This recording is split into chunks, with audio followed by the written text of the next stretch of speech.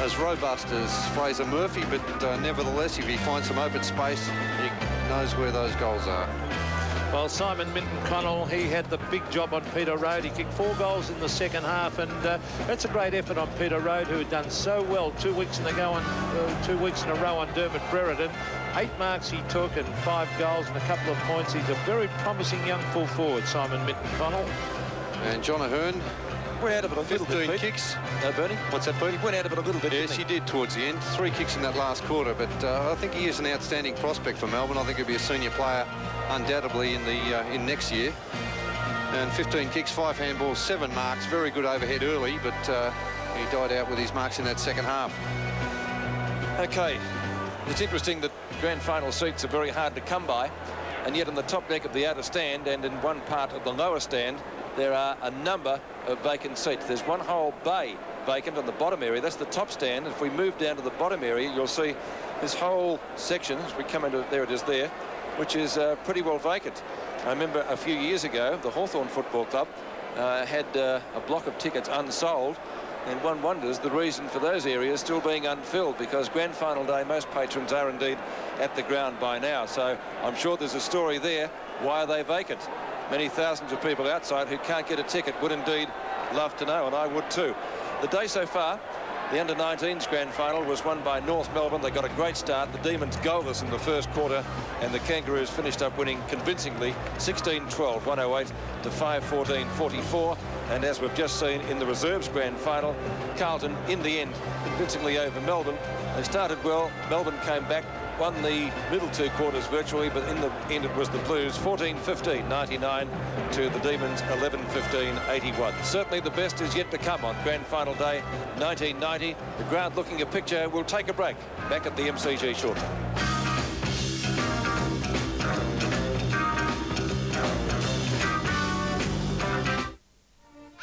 For the first time on Vic TV, Michael Caine and Steve Martin have cooked up a special movie treat. Perfect. 2 rednecks ripping off the rich widows of Europe. This is what I want. They'll do anything for a buck. What are you doing here? But there is only room for one. May the best man win. Thank you. And there are no rules. The comedy smash presented by Vic TV. Michael Caine and Steve Martin. Dirty Rotten Scoundrels. 8:30 Sunday nights. You know, we all try and grow the very best wool we can, but if it ends up contaminated, it's a wasted effort. So before you start shearing, thoroughly clean your yards and wool shed. Get rid of everything you don't need and get rid of every piece of baling twine that you can find. 1 piece of this is all it takes to contaminate your entire clip. If we continue to let this happen, then there's no future for the wool industry. The world doesn't need our wool. We have to make them want it. Nothing can stop Tony Lockett from playing a good game of footy, not even asthma. He's one of the 500,000 Victorians who suffers from asthma, and one of his goals is to help support the Asthma Foundation. You can help too. Simply buy a raffle ticket from your local Guardian Family Care chemist or call the Asthma Foundation, and you could win a block of land at beautiful Timbara Estate, Narre Warren, worth over $47,000. Help the Asthma Foundation and buy a ticket today. It's a matter of life and breath. The MCG, the first of the banners to go up today, the Collingwood banner. There was some controversy during the week that they were oversized. I hope they're not. The league was not going to let them to be put up if they were, so we presume they conform. But a magnificent banner made by the Collingwood cheer squad, and congratulations to all concerned there. And the Essendon one indeed looks equally colourful as the Bomber cheer squad will try to put it up. Very tricky conditions for the cheer squads today, Pete, with the wind. I'll say it'd be heartbreaking for those kids if that banner just snapped in half now when they put it up. It's very, very breezy. And I'm sure there are caricatures there of Kevin Sheedy and probably Tim Watson. But they do a marvellous job, the cheer squads, and they tell me the Essendon banner cost about $4,000 to make. So a bit of money goes into it, and a bit of time and effort. And they're having trouble getting that up too. This is one of the reasons that the league was stipulating they had to conform to size limits. I'll presume that the banners are within those limits, because on a day like this, when it is very windy, it is very difficult to put those banners up. Sometimes they get torn. I think we had an accident recently when one of the poles fell on a member of a cheer squad. So they are fairly dangerous in that regard, especially when we get a strong wind, which is the case this afternoon. Stand in the background, the western stand is packed, but as I mentioned before the break, a lot of vacant seats in the southern stand on both decks. The southern stand, which is to be replaced by 1992. Construction will in fact begin next week. Was to have begun last Monday, but of course owing to the draw, the grand final put back a week until today. So the Bomber fans having a little bit of it's a pretty difficult banner, and they can't get it up. Oh, it's gone, down it goes. Well, and the Collingwood fans love it. Listen to the roar. Do you think it's an omen, Pete? Well, I certainly personally hope so, but those kids would be very upset by that, and that they can't get that banner up. It does look bigger than the Collingwood one, I must admit. It looks longer, doesn't it? I think it's the same height. So we're going to move it around and try again. And Mike Williamson is the announcer out there. He says we've only got time for one more go. I think he's losing patience too, but I hope for their sake it seems to be a little bit too long. That seems to be the problem. There's the foreman of... Yes, they're going with the wind now. That might make it a little easier. Everything on grand final day, of course, runs almost to the minute. Teams run out at a certain time onto the arena, bands, etc., walk on at a specific time. It's a magnificent atmosphere, Pete. Look at the colour, the black and white there. We saw the red and black a moment ago. One more time. Of course, the players in the rooms at the moment be just as nervous as some of the spectators who have played in grand finals. You wouldn't really be caring much about what's going on out here, would you? I think they would, but here they go. Let's see if they can get it up this time. Yes, with the wind. And a great banner it is to the Bombers. See the Bombers fly up to win the premiership flag. Well, will they or won't they? Thousands of Collingwood supporters are hoping not, but it's an impressive banner, Pete. It is an impressive banner. Well done to the Essendon cheer squad. The Bombers, of course, won back-to-back flags in 84 and 85. In 1984, they came up via the preliminary final, and that's the case this year. So can they take out the first AFL flag in 1990, as they did the first VFL one back in 1897? A long time ago. Let's go up to the Channel 7 helicopter now. Somebody with the best view of the whole arena. Dixie Marshall, how does it look up there? Hi, Pete. Yeah, it's all fairly quiet actually from this angle. I guess everyone who had a ticket to the grand final is just about here. And although there are still people streaming in through the gates, the traffic jams of earlier this morning have eased, and there's a bit of a lull around the ground. And while everyone is getting settled in down there, how about sparing just a thought for the cameraman bringing you the pictures from this chopper? John Arnold, our senior cameraman, is hanging out the side of the machine, suspended by merely a cloth harness, dangling over the edge with a 20-kilogram camera. Now, I'm a bit nervous secure here in the front seat. Every time a stray balloon pops into the tail rotor, my heart skips a beat, but I'm doing it easy compared to John. So, Pete, you can think yourself lucky with your feet firmly on the ground down there, I think. Yes, thank you, Dix. I'd be the colour of the MCG turf, I think. But John Arnold, as we all know, has a nose for news. The ideal spot up there. I think it'd be worse if you're doing some skydiving from up there and coming down, Pete. That and bungee jumping I won't be attempting. Thank you very much. Isn't that a colourful sight? Band coming on to play for this, I can't say capacity crowd, because we still have those vacant seats in the southern stand, but that's what it's all about down there, Pete, isn't it? What we were saying a few moments ago. Oh, look at that Essendon room, the massive red and black, and the players warming up. They'd be nervous. Now, there's Terry Danaher. He's been through it time and time again, but he'll be having a few tingles. There's Paul Vanaher. There was some whisper that he may not take his place in the side. There's it seems a far more subdued Collingwood rooms. They seem to have the Richmond rooms. You can see the massive yellow and black there, but not as much of the colour there as in the Essendon rooms. OK, well, that just about takes us out from the reserves grand final. We hope you're enjoying our coverage so far. Our commentary team for the main game this afternoon, host will be Bruce McAvaney. Our callers will be Sandy Roberts and Ian Robertson, with special comments from former Hawthorn Premiership captain Don Scott. And what a magnificent scene it is. We hope the game befits a grand final between two superb sides who haven't met on that one day in September or October since 1911. Back shortly. Many a tear has to fall, but it's all in the game. All in the wonderful game that we know as love. You have words with him, and your future's looking dim. But these things your heart can rise above. Once in a while he won't call, but it's all in the game.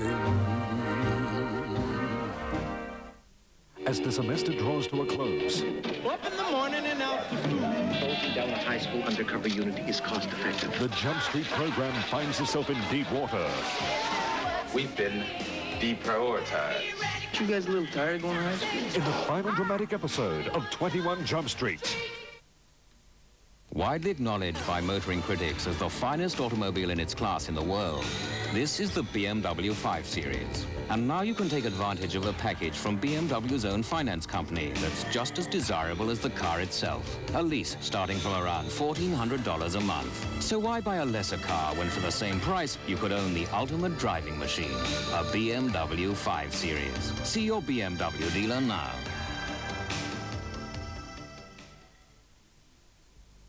Hobbs Brothers Timber and Joinery of Horsham, your manufacturers of Boss-Stitch designed roof trusses and wall frames, delivered on site for your convenience. Hobbs Brothers also manufacture custom quality kitchens that are as unique as your imagination and special requirements.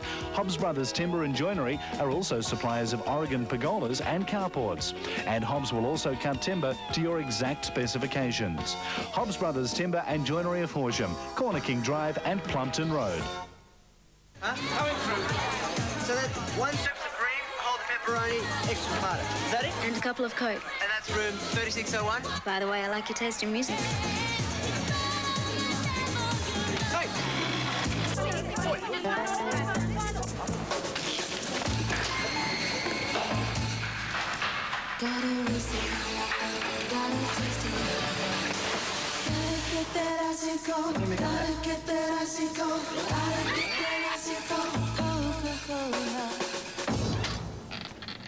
Hey!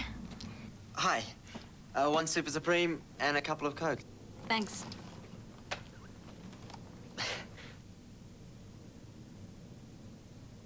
Well, Bye. bye.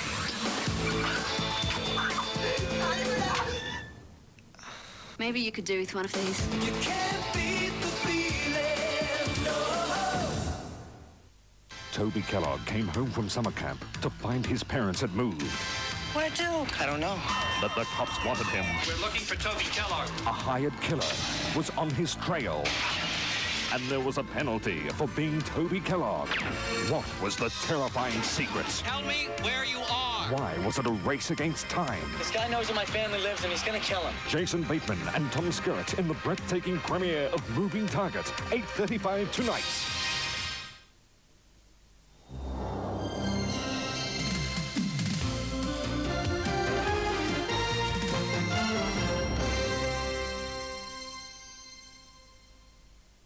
This AFL telecast is proudly brought to you by your BP distributor and 4 and 20, the great Australian taste.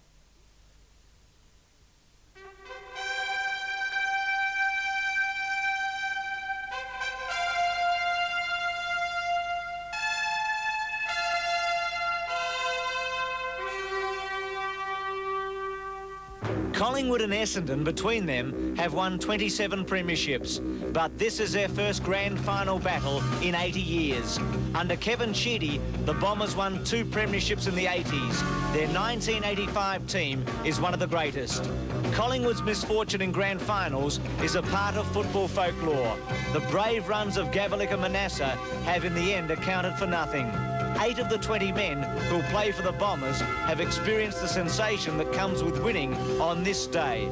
Not a single Collingwood player was born when the Magpies last won in 1958. This is football's most celebrated day, when one team triumphs, and today more than ever, it is an emotional occasion.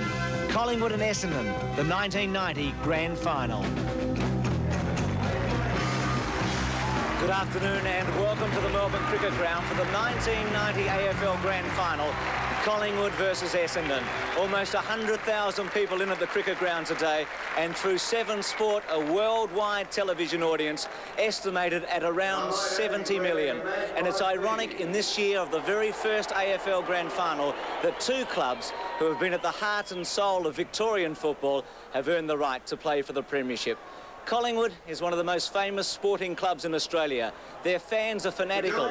12,000 turned up at training on Thursday night, and for many of them today is the most important afternoon of their lives. And the reward for the players this afternoon is a place in heaven if they can win with those adoring fans.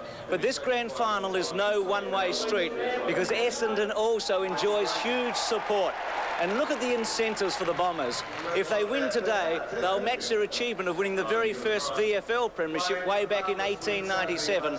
They'll equal Carlton's record of 15 flags, and they will deny Collingwood a victory yet again. And maybe for the Essendon players, that's just the spur they want this afternoon. So on this very pleasant spring day in Melbourne, for this towering match, it is a perfect stage, and we really should see something special. Wayne Grady, the Australian golfer, produced something special earlier this year when he became the 3rd Australian to win the US PGA Championship. He is a special guest of the AFL today, and Wayne is going to enjoy his very first Australian Rules Grand Final. He's a sports nut, and he's looking forward to it. There's a wonderful atmosphere in here today, as you'd expect on Grand Final day. There's a great shot from the Channel 7 helicopter, a tremendous scene with this ground almost jam-packed, and it really is a great sight. Well, 2 men who've been here today, in fact, they've experienced the bitterness of losing grand finals, are Peter McKenna, who was with Collingwood in 1970, and Ross Glendinning, who was with North Melbourne in 1978. Good afternoon, Peter. Good afternoon, Ross. I'd love to know what goes through a player's mind half an hour before a big match. Well, I think players are obviously very nervous, Peter and Bruce. It's one of those things where you're just itching to get out on the ground and get your first touch of the leather, and just get out on the ground, go through the banner, get warmed up. You just want the game to start, Peter, don't you? I'd echo those sentiments too. It's a very nerve-wracking time, particularly that half an hour before the game. You lace up your boots and you get a rub down, but all you want to do is just get out there and tear into the fray. Let's have a look at the teams. First question, will Richardson play for Collingwood? Well, apparently he is under very much of a cloud, and we look at that full back line. I mean, really their back line has been the cornerstone of this side all year, and Christian with a big task on Salmon if he lines up there, and Michael Gaffer, of course, a very fine tagging defender. Coach Kevin Sheedy can slot Alan Izzard into numerous positions because of his pace, natural spring and tremendous goal sense. His finals experience will again be called upon. And Alan Izzard, of course, has been a fine goal kicker for the Essendon Football Club, but he also has played better football, I think, as a tagging rover, and he could very much have that role today on Tony Francis. And Sam, as I mentioned, big task to him up forward, and Kieran Spawn comes in, not played a lot of football this season, but he's a very good player, and I like him there on that full forward line. Well, the game could be won or lost here. Essendon's half-forward line hasn't been in great form in recent weeks, but there's a lot of talent there. Mark Harvey, a courageous player. Vanderhaar, courageous. Some talk that he may not even line up. Peter Kransberg has been a great player since coming across from Western Australia. Look at that half-back line. Very strong and tough. Morwood, Kelly and Krasiska. 3 very tight, hard-hitting players. A winning centre line can dominate a game, and the Pies boast a ripper. One of those midfielders is Graham Wright, a gutsy performer who missed this year's coveted Brownlow medal by a solitary vote.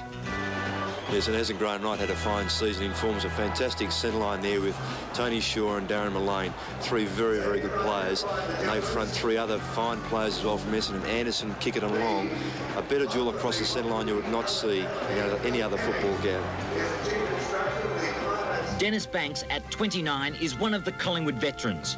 Injuries have denied the rugged utility of many games, but he's back in action and can be used at either end of the ground. Well, Dennis Banks has been a surprise packet this year. He's had a terrific year. And James Manson, an ugly kicker, of course, but a real contested. Barwick, a great kick of a football. Essendon half-back line, very good. Grenville, Terry Danaher, great experience. And O'Donnell, who will obviously have the job on Dacos. A big task again for Gary O'Donnell. And the forwards there, the dangerous trio, but more so the duo of Dacos and Brown.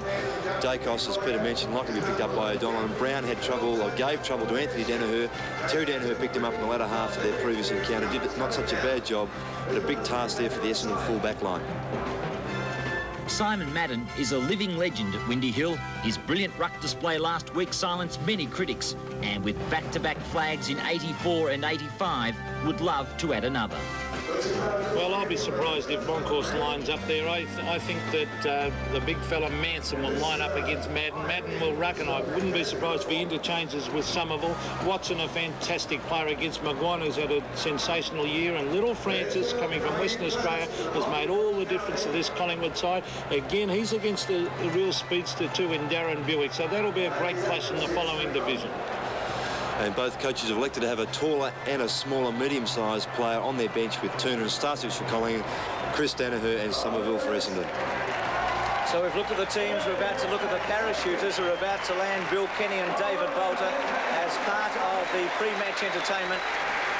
David Bolter, who was the first to go tandem at night, and that's Bill Kenny, who has jumped from 32,000 feet. Andrew Harris, the son of George Harris, the former president of the Carlton Football Club, was flying the helicopter, piloting it, and here's David Bolter coming in. Bill Kenny's already landed, and David's about to get one of the great sights in Australian sport when he lands on the Melbourne Cricket Ground on grand final day. Pretty tricky conditions for them today. A real spring breeze blowing here at the cricket ground. Isn't it something? As David makes his way down. He's a real daredevil. I've worked with him as a cameraman in the past. And there's the view from the chopper. So we're almost getting a bird's eye view. X marks the spot. Let's see how close he gets, and he's not far out. Well done. Spot on. David Bolter, who really made a hit here on grand final day. Well, there's a fantastic competition going on today throughout Seven Sport. You get the opportunity to pick the mark of the year. It's the Ford Seven Sport mark of the year. Let's take a look at the 5 big ones for 1990. Centres the ball. Ablett. Mark 1, Gary Ablett, Geelong. Mark 2, Troy Ugal, West Coast Eagles. Mark 3, Nicky Winmar, St Kilda. Mark 4, Darren Mullane, Collingwood. Mark 5, Michael Mitchell, Richmond. What a mark, Michael Mitchell! So all you have to do is to ring these numbers to register your vote. The important thing here, ring 00, not 000. They're the emergency numbers. So Ablett is 00 555 811. You can see Ugal 222, Winmar 333, Mullane 444, Mitchell 555, and the winner today will receive a Ford Laser, a GL hatch, and the winning player as well. People still coming into the Melbourne Cricket Ground, and for that Ford competition you have until 4 o'clock Eastern time. So keep trying if you can't get through yet. Great scenes from the chopper here today. These two teams have been working up for this grand final for 11 months. The season started at the end of March, and both of them reckon that they're bound for glory.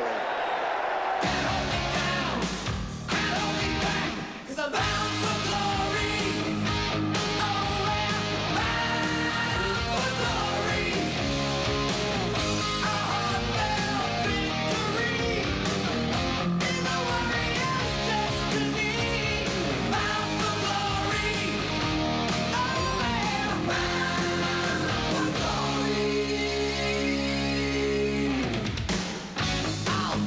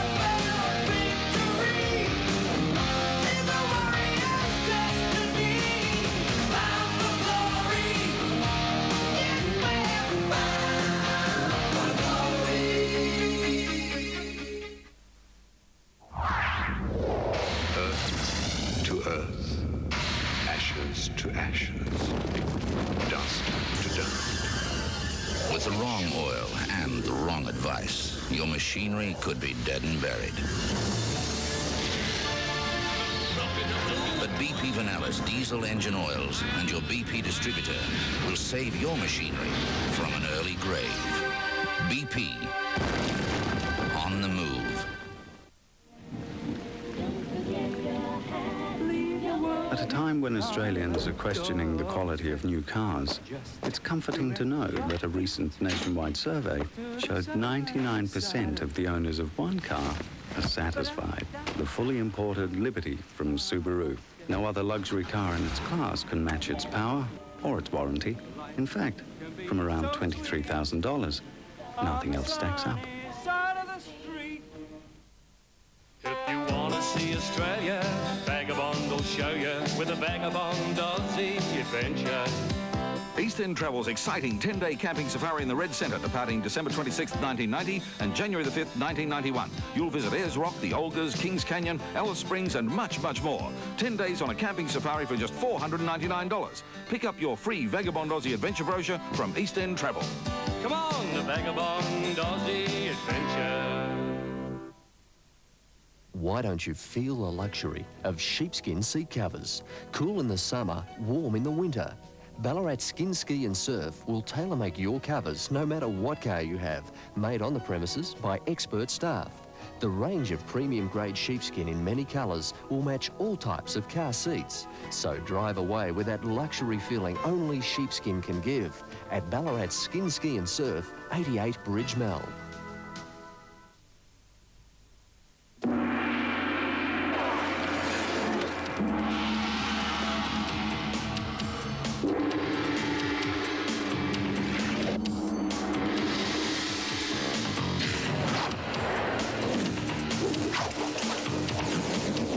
Awesome!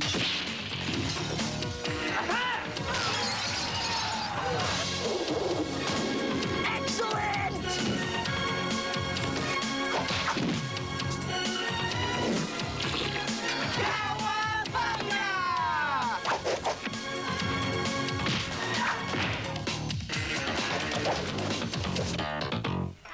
I love being a turtle! They're mean, green, and on the screen for a limited time only. This record-breaking phenomenon can now be seen in a town near you. Screening daily in most locations at 12, 2, and 6 p.m. World trade is getting tougher. Australia must be more competitive. So Australian farmers need to work smarter. Smart farmers are already turning to the new tractor technology. No other tractor tackles the challenges of the 90s like Australia's best-selling tractor, Kubota. And as you can see, Kubota's here for the long haul. Put technology to work now at Terry Cook Warrnambool and Rex Bridges Ballarat.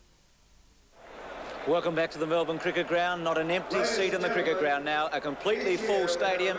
And each year, the AFL invites a special guest to sing Waltzing Matilda at the grand final. This year, it's the boy from Northcote, Normie Rowe, who was Australia's first pop star in the 1960s. Remember those great songs like K Sarah Sarah, It Ain't Necessarily So, and Shaking All Over? And even more recently, as one of the stars of the Australian production of Les Miserables. Normie's a real Essendon supporter. He's been allowed to go down in the rooms before the game. And this must be one of the great moments of his life because he does have a sporting heritage. Normie Rowe about to sing for us, Waltzing Matilda.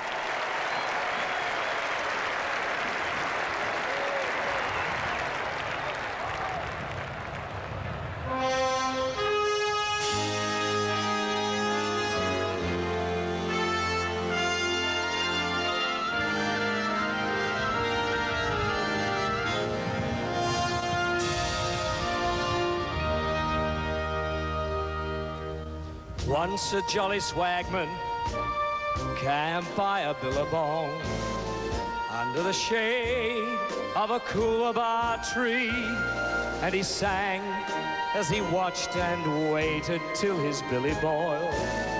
You'll come a waltzing Matilda with me, waltzing Matilda, waltzing Matilda. You'll come a waltzing Matilda with me. And he sang as he watched and waited till his billy boiled. You'll come a-waltzing Matilda with me. Down came a jumbuck to drink from the billabong. Up jumped the swagman and grabbed him with glee. And he sang as he shoved that jumbuck in his tucker bag. You'll come a-waltzing Matilda with me. Let me hear you. Waltzing Matilda, waltzing Matilda. You'll come a-waltzing Matilda with me. And he sang as he shoved that jumbuck in his tucker bag. You'll come a-waltzing Matilda with me. Down came a squatter, mounted on his thoroughbred. Up rode a trooper, 1, 2, 3. Hey, where's that jolly jumbuck you've got in that tucker bag? Ha! You'll come a-waltzing Matilda with me. Everybody, waltzing Matilda, waltzing Matilda. You'll come a-waltzing Matilda with me. Where's that jolly jumbuck you've got in the tucker bag? You'll come a-waltzing Matilda with me. Now, up jumped the swagman and sprang into the billabong. You'll never catch me alive, said he. And his ghost may be heard as you pass by the billabong.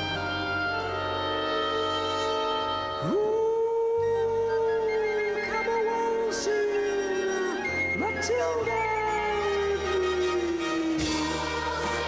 ah, waltzing Matilda, ah, waltzing Matilda. You'll come a-waltzing Matilda with me, and his ghost may be heard as you pass by that billabong. Waltzing Matilda.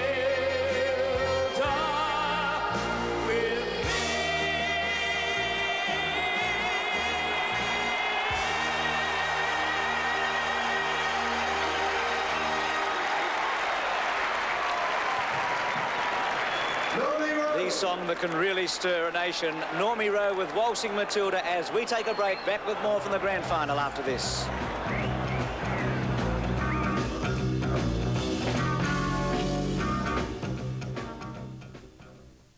All right, boys.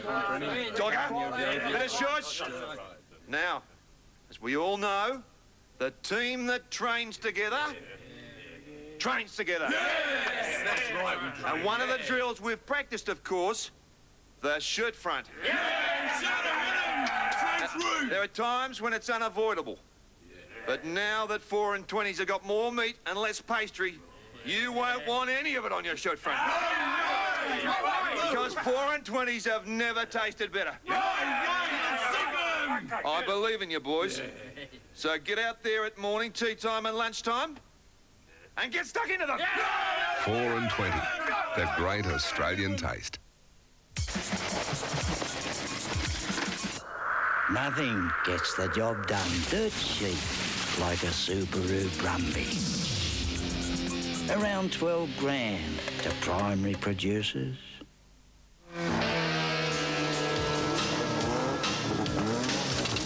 You know, when Bo and I go racing, Shell just doesn't come along for the ride. The difference? Well, what Shell learns here on the racetrack helps them perfect their fuels and lubricants.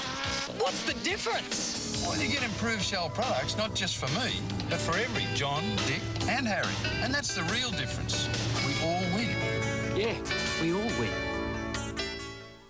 Okay, leave the keys in it. Just come with me. This is one of the 13 new mobile booze buses. We haven't Well, I've only had a couple of drinks, though. They will be on the road 7 days a week. Okay, it's fine. I can't get to work without my licence. I mean, Which means that over the next 12 months, more than 1 million Victorian motorists will be breath tested. That's a $250 fine. Your licence would be cancelled for 6 months. So if you drink, then drive. I really didn't drink that much. You're a bloody idiot. Sir, it's a random breath test. I'll just get you to blow into...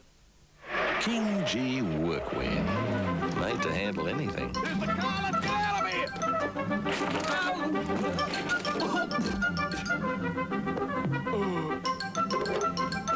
Hey, drop that! Hey, get this off me!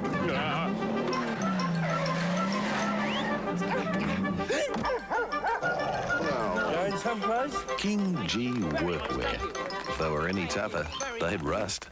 I hate pimples, but don't you hate it when some pimple stuff feels like it's burning your face off? Ugh. But it's cool because now there's this stuff. Clearasil medicated foam in a squeeze pack. It really rips into your pimples. But it's made, I don't know, differently, so it's soft on your skin. New Clearasil medicated foam. Hard on pimples, soft on skin. Tuesday, VIC are refining their act. Do either of you gentlemen know anything about art? For 17 mil, I could fake it. And mixing with the jet set. I work with a consortium of antique dealers who rip off chateaus in France. They're dealers in art. The Madonna of Spirits. Is it in your possession? What if it is? I have a buyer. Tracking down the jewel. I'm afraid we won't be able to make the deal. We could use dope to make the buy. And paying the price on Miami Vice. Welcome back to the Melbourne Cricket Ground. Collingwood on the ground. And the big news is that Shane Kerrison is out there. And we haven't seen Alan Richardson. So it looks as if Kerrison is into the 20. And Richardson may have missed out. You can see Kerrison with the tracksuit top on. It had been rumoured all week that Richardson may not play. And here's Tim Watson, who's been here before. A winning player in 1984 and 85 with Essendon, along with Simon Madden behind him. So here come the Bombers. 20 have experienced winning a grand final here in 1985, and 7 of those 8 were here also in 1984. Alan Izzard is one of them. So they've been here before. For Collingwood, just 3 of their players have played in a grand final. Banks in 79, and then after him, Dacos and Tony Shaw.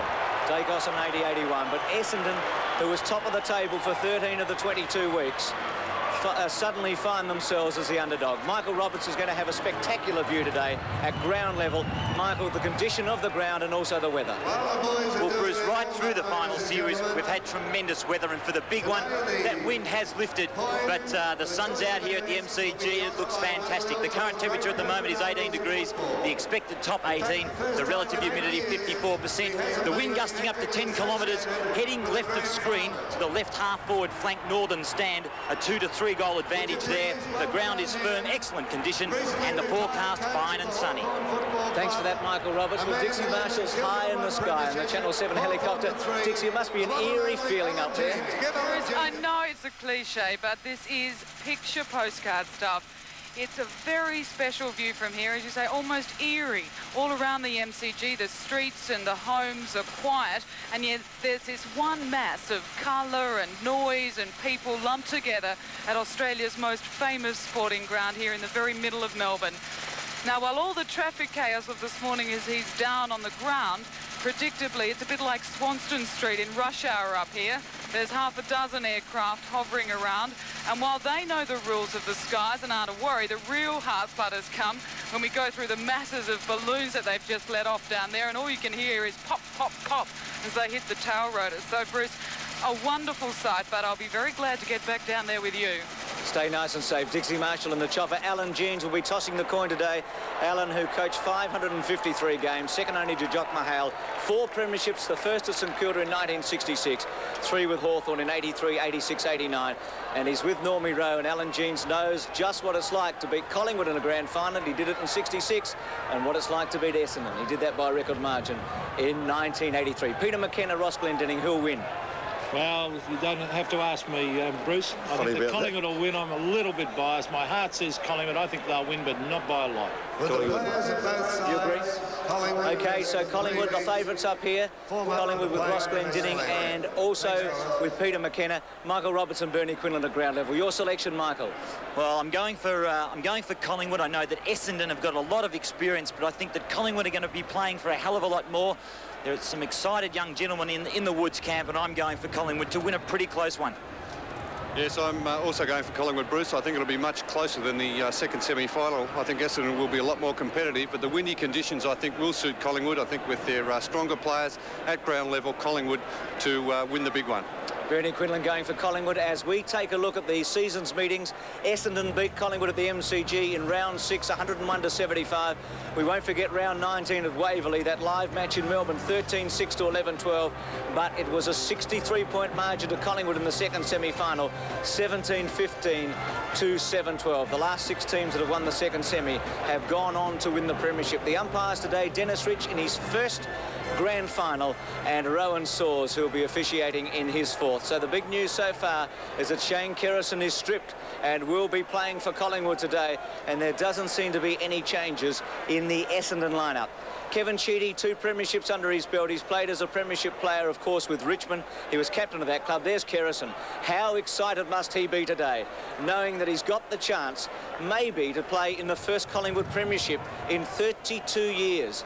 These players will be immortalised today if they can win. And as I said before, not one of them was born when Collingwood won that premiership in 1958. Lee Matthews has done everything there is possible in football. He was captain of Hawthorn when they won a premiership. He's played in premiership teams. He's been one of the greatest players of the game. Today he has a chance to coach a winning team. Tim Watson would love to lead Essendon to a victory. Terry Danaher did that in 1984 and 85. Time for the national anthem, Advance Australia Fair. Normie Rowe with the Victorian Children's Choir, the Australian national anthem. By Normie Rowe, together with the Victorian Children's Choir. Thank you.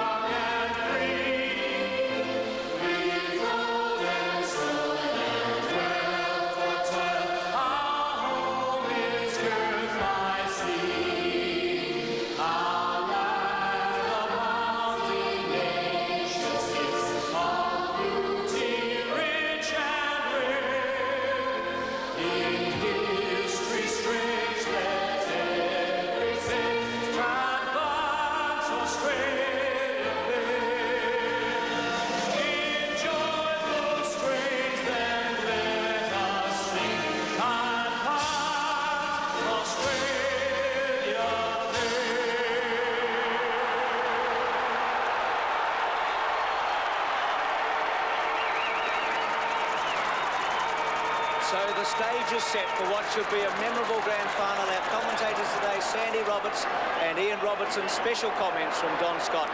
And Sandy, Lee Matthews has already pulled the first surprise. Kerrison for Richardson. Yes, thank you, Bruce, and good afternoon, everyone. Let's go down for the toss now. Alan Jeans. Quite a moment for him. Tim Watson and Tony Shorley and Michael Roberts. Got the coin. He's put it in the air. It's landed on heads. I think Tim Watson has won the toss. He's going right of screen to the main scoreboard end. So Essendon kicking to the right, Collingwood to the left, and as I welcome Ian Robertson and Don Scott to the microphone, Don, can you just explain the wind situation here at the MCG for this game? Well, just looking at the papers, Sandy, that are now rising from the ground, it is very hard to predict which end is going to be favoured, because those pieces of paper are just fluttering in the breeze and really not going anywhere. So it's a swirly breeze. You can see there on screen, they're not really favouring any area. And because of the grandstand situation here, there is not much wind advantage at all. Selections, Ian. Most of our gentlemen so far have chosen Collingwood. What are your thoughts? Well, I'm sticking with Essendon, Sandy. They played very well throughout the year and were only beaten by a maximum margin of 26 points, I think it was, by Melbourne earlier in the season. They finished at the end of the 22 games on top. They had a hiccup in the second semi-final here against Collingwood, and they certainly can improve on that performance, and I expect them to win by about 17 points. And Don? Well, I'm favouring Collingwood just. But the interest now, Sandy, as to who is going to line up on that interchange bench. We know that Richardson is not out there. Kerrison has come into the side, and for Essendon, Somerville, we can see him going off. His father played in a premiership side here against Collingwood. And also Spawn and Starcevic and Jamie Turner coming on for Collingwood. So Kerrison starting on the ground. And now it's your turn, Sandy. Who are you tipping? Collingwood by 5 points. What a great atmosphere. I mean, if you can't get excited about this. Some interesting matchups already. Cransberg on the wing on right. When you see there the feeling, Monkhurst, Anthony Danaher. We all remember back to last year, Yates ran through Brereton at the first bounce, so anything could happen. 100,000 people. Raw as one. The game's greatest prize is up for grabs. Here's the opening bounce. Simon Madden up against Manson. Couldn't take it away. Neither Francis. Pack develops in the middle. The umpire allowing it to go on. And it's Kerrison late into the team who sends the Pies into attack. Over the head of Monkhurst. Danaher getting back first. We'll see it over the line. That was touched. And 1 point. First score of the day. Going to the Pies. Off the boot is Shane Kerrison, who started on the back line and Ezard and came very quickly into the centre bounce. Anthony Danaher sizing up his options. Comes to the members' flank with a good-looking kick. His brother Terry is in front of the pack. Couldn't complete the mark. Cransberg in strongly. Brown could have been pushed. He'll take it from outside 50.